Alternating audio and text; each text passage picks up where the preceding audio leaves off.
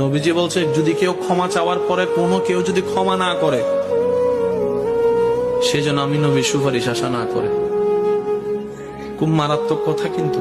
সেজন্য নবীজি বলছেন, হে আমার উম্মত, যা জামিলা হয়েছে যার সাথে হয়েছে তুমি ক্ষমা করে দাও, তুমি ক্ষমা করে দাও। সে ক্ষমা চাক না চাক তুমি মাফ করে দাও। তুমি যদি মাফ করলে তোমার ইজ্জতের কমতি হয়, আমি মুস্তাফাটাকে হাসরের ময়দানে তোমার ইজ্জত বুঝে নিও। বিশ্বাস করেন, প্রতিশোধের যতটুকু শান্তি তার চাইতে বড় শান্তি হচ্ছে মাফ করে দেওয়া। আমাকেও বলার দরকার নাই, কাউকে শোনানোর দরকার নাই।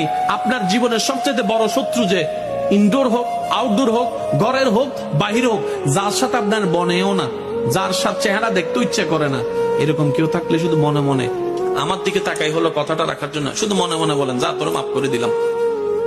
দেখবেন আপনার মনে এটা কেমন যেন একটা শান্তি লাগা শুরু করবে। বিশ্বাস করেন ভাই, রাগ, হিংসা, অহংকার এগুলো শয়তানের জিনিস।